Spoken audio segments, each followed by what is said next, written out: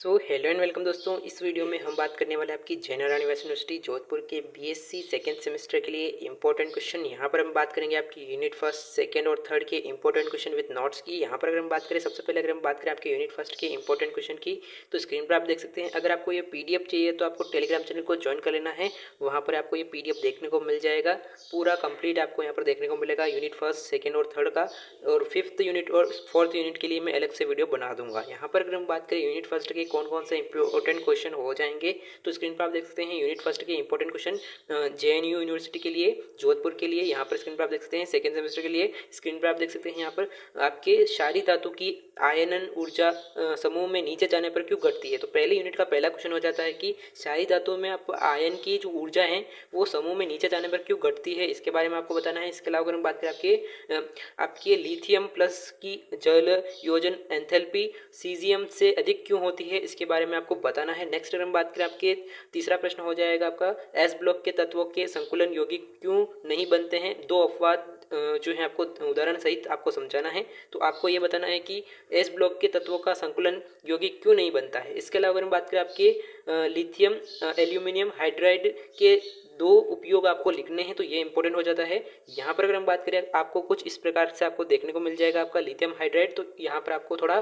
Typing में error देखने को मिल जाएगा। यहाँ पर अगर हम बात करें, नेक्स्ट जो क्वेश्चन हो जाएगा आपका नेक्स्ट क्वेश्चन है आपका अक्रिय युग्म प्रभाव, यानी कि आपके इनर पेयर इफेक्ट क्या है, उदाहरण सहित आपको समझाना है। इसके अलावा अगर हम बात करें आपकी ऑर्थोसिलिकेट और पायरोसिलिकेट में क्या अंतर है, इसके बारे में आपको डिस्कस करना है। इसके अलावा अगर हम बात करें आपका P4O10 की संरचना आपको समझानी है। आपको समझाना है कि आपकी P4O10 की संरचना किस प्रकार की होती है, संरचना बनाकर आपको समझाना है। इसके अलावा अगर हम बात करें आपके आठवां प्रश्न हो जाएगा मैग्नीशियम कार्बोनेट कैल्शियम कार्बोनेट से अधिक स्थायी और तापीय क्यों होता है। आपको बताना है अधिक तापीय स्थायी क्यों होता है आपका मैग्नीशियम कार्बोनेट कैल्शियम कार्बोनेट से। इसके अलावा अगर हम बात करें आपका क्यों होता है, इसके बारे में आपको डिस्कस करना है। नवा प्रश्न हो जाएगा आपका हाइड्रोलिथ क्या है, इसका उपयोग क्या है, आपको लिखना है। नेक्स्ट अगर हम बात करें, आपका 10वां प्रश्न हो जाएगा यूनिट फर्स्ट का। लघुतरात्मक प्रश्नों में आपसे पूछा जा सकता है कि नाइट्रोजन के किसी एक उदासीन ऑक्साइड का नाम और सूत्र लिखिए।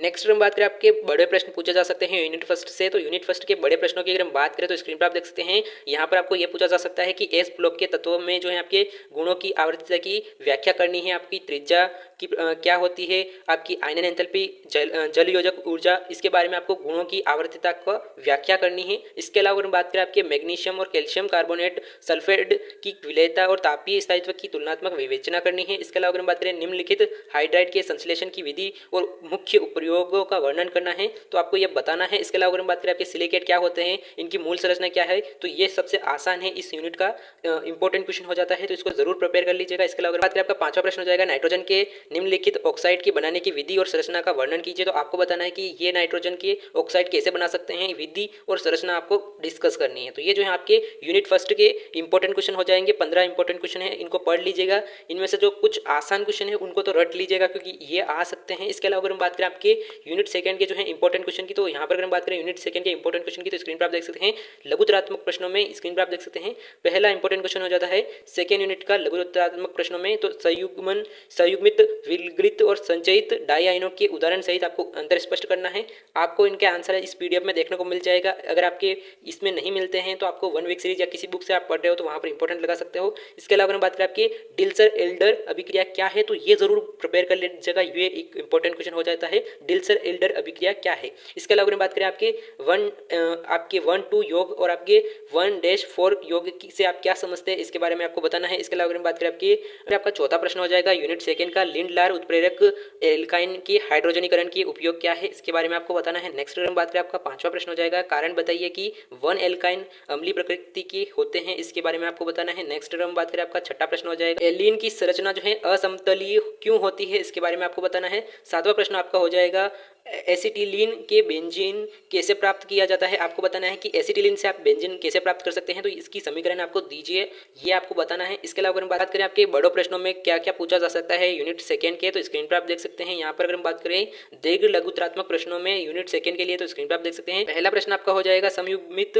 डाई आयन के इलेक्ट्रॉन स्नेही योगात्मक अभिक्रिया की क्रियाविधि आपको लिखने हैं निम्न के संदर्भ में। यहाँ पर आपको समझाना है इनके ताप का उत्पाद क्या प्रभाव क्या होगा, इस पर क्या प्रभाव पड़ता है आपके आपके ताप का उत्पादों पर क्या प्रभाव पड़ता है, इसके बारे में आपको डिस्कस करना है। इसके अलावा अगर हम बात करें आपके सेकंड क्वेश्चन हो जाएगा यूनिट सेकंड का, तो स्क्रीन पर आप देख सकते हैं एल्काइन बनाने की किन्हीं 2 क्रियाविधियों का वर्णन कीजिए विस्तार से। इसके अलावा अगर हम बात करें फर्स्ट एल्काइन की अम्लीय प्रकृति को sp संकरण और रासायनिक अभिक्रिया के आधार पर समझाइए। आपको बताना है कि फर्स्ट जो आपका एल्काइन होता है 1 एल्काइन की अम्लीय प्रकृति क्यों होती है, तो इसको आपको sp संकरण के आधार पर आपको रासायनिक अभिक्रिया के आधार पर समझाना है।